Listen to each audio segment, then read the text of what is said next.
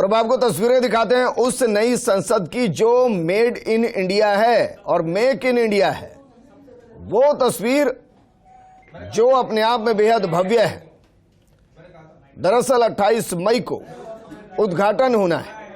प्रधानमंत्री मोदी नई संसद भवन का उद्घाटन करेंगे और नए संसद भवन को लेकर वार पलटवार भी तैयार है। उद्घाटन समारोह में 20 विपक्षी दल शामिल नहीं होंगे। नए संसद भवन को लेकर विपक्ष पर बीजेपी का हमला और कहा कि देश को नए संसद भवन की जरूरत थी।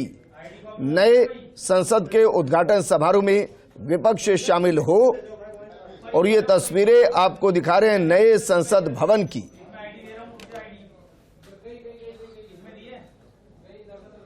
दरअसल नई संसद भवन 4 मंजिला है, 64,500 स्क्वायर मीटर में फैली है। रेन वाटर हार्वेस्टिंग और वाटर रिसाइकलिंग सिस्टम इसके अंदर इंस्टॉल होगा। इसके अलावा भी बहुत सी ऐसी चीजें हैं जो इसे अपने आप में अलग बनाती है। हालांकि अपने आप में अलग है और अलग इसलिए है क्योंकि ये आजादी के बाद हिंदुस्तान में बनी, हिंदुस्तान के द्वारा बनाई गई, हिंदुस्तान के लिए बनाई गई संसद है। और ये तस्वीरें सबसे पहले फर्स्ट इंडिया पर आप देख रहे हैं। और संसद की जरूरत थी। संसद की जरूरत इसलिए थी कि जब इस संसद को बनाया गया था तो संसद को बनाया गया था ब्रिटिश हुकूमत के लिए। उसके बाद सत्ता हस्तांतरण हुआ तो लोकतांत्रिक तरीके से चुने गए सांसद यहां बैठने लगे।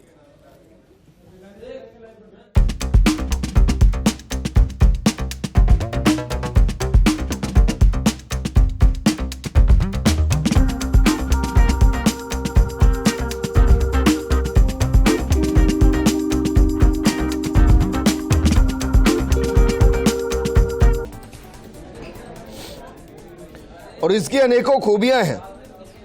इसकी खूबियां हैं हिंदुस्तान के भविष्य को ध्यान में रखते हुए जरा लेकिन प्रतीक चिन्हों को देखते चलिए। अशोक चक्र को लोकसभा अध्यक्ष के कुर्सी के ऊपर अंकित किया गया है। इसके अलावा सेंगोल को स्थापित किया जाएगा। और यह जरूरी क्यों हो गई थी? 2 वजह से जरूरी थी। एक, पुरानी संसद जीर्ण शीर्ण हालत में पहुंच गई थी। दूसरा, उसको एक्सटेंड नहीं किया जा सकता था। जबकि ये तय है कि जब भी जनगणना होगी, जनगणना के बाद मुमकिन है कि लोकसभा की सीटों को राज्यसभा की सीटों को बढ़ा दिया जाए।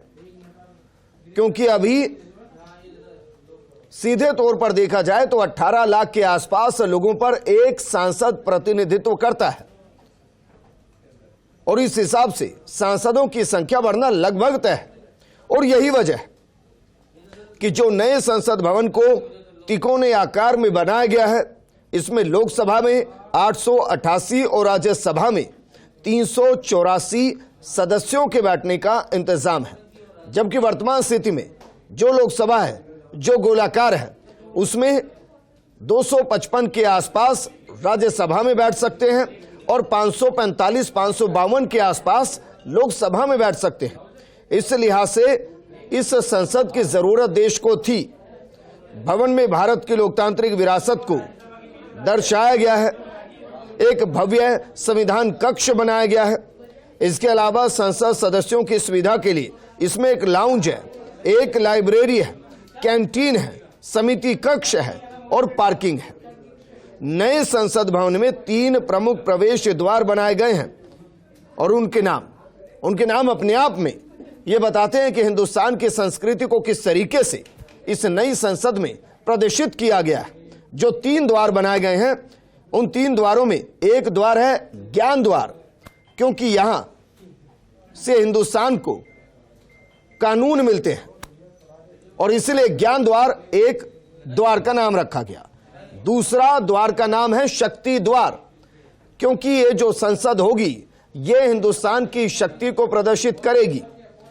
और यहां जो पीठासीन होते हैं वो हिंदुस्तान में सबसे ज्यादा शक्तिशाली और दुनिया को एक संदेश देने की स्थिति में होते हैं।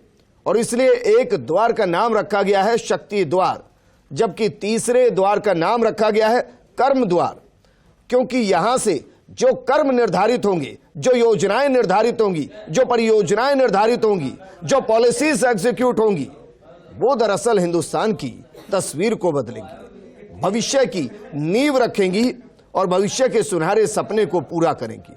और इसीलिए ये जो दो तस्वीरें हम आपको दिखा रहे हैं, एक तरफ लोकसभा की तस्वीर और दूसरी तरफ राज्यसभा की तस्वीर, यानी कि एक तरफ अपर हाउस और एक तरफ लोअर हाउस, एक तरफ जनता के द्वारा चुने गए सीधे जनप्रतिनिधि बैठेंगे और दूसरी तरफ जनता के द्वारा चुने गए जनप्रतिनिधियों की तरह जो जनप्रतिनिधि चुने जाएंगे वो बैठेंगे। लेकिन जो बैठेंगे वो हिंदुस्तान की तस्वीर को क्या वाकई में इतना ही स्वर्णिम कर पाएंगे जितना सुनहरा ये नया संसद भवन दिखाई दे रहा है।